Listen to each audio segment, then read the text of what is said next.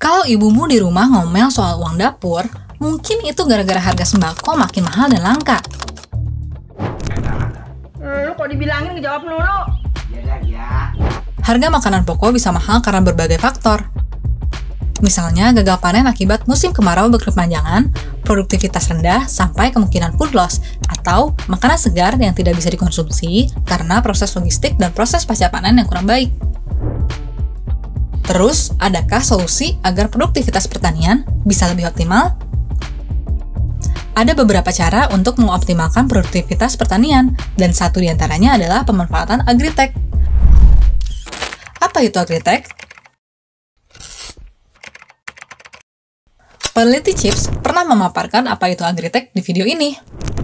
Agritech atau Agricultural Technology sederhananya adalah penggunaan teknologi untuk meningkatkan produktivitas pertanian maupun peternakan.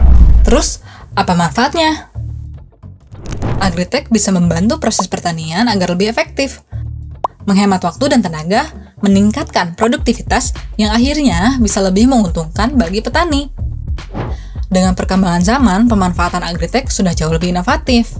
Contohnya, pemanfaatan mesin otomasi pada pertanian presisi atau precision farming. Bahkan, para petani di negara maju sudah mulai menggunakan sistem GPS untuk mengevaluasi kebutuhan input air, pupuk, dan bibit, sehingga input pertanian bisa diaplikasikan dengan efektif. Ada juga pemanfaatan alat sensor, field monitoring system, untuk memonitor kondisi pertanian. Jadi, petani nggak harus keliling lahan tani dan mengecek satu persatu tanamannya.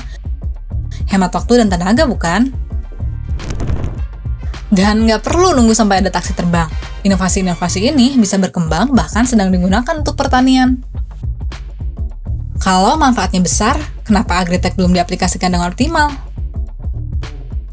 Apa hambatan penerapannya? Sebenarnya, pemerintah Indonesia sudah mencanangkan dukungan besar untuk sektor pertanian. Tetapi, dukungan tersebut lebih banyak disalurkan untuk mengatur harga pasar, seperti mengelola harga tetap dan hambatan perdagangan. Juga dukungan langsung contohnya subsidi pupuk dan bibit, yang sebenarnya secara biaya kurang efektif dalam meningkatkan produksi pertanian. Ditambah, pemerintah masih jor-joran buat perluasan lahan pertanian yang fokusnya pada beras dan kelapa sawit. Padahal, jika dukungan tersebut diarahkan untuk infrastruktur perdesaan dan perkotaan, juga teknologi pasca pertanian misalnya. Masalah food loss, di mana sekitar 300 kg makanan mubazir per tahunnya bisa berkurang.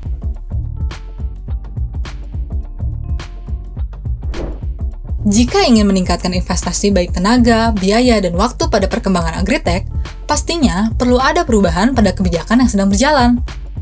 Misalnya mengalihkan dukungan pada sektor pertanian yang kurang efektif seperti subsidi pupuk.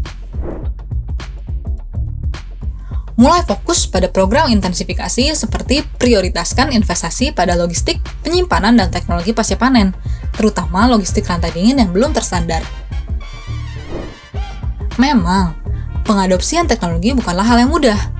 Pemerintah harus benar-benar berkomitmen pada edukasi dan pelatihan, serta transfer teknologi jangka panjang, seperti yang sedang dikembangkan oleh Balai Pengkajian Teknologi Pertanian atau BPTP. Bawang merah mulai dari prosesnya sampai nanti produk turunannya. Program BPTP ini juga sebaiknya diintegrasikan dengan program pemberdayaan petani dari Pusat Penyuluhan Pertanian Kementan.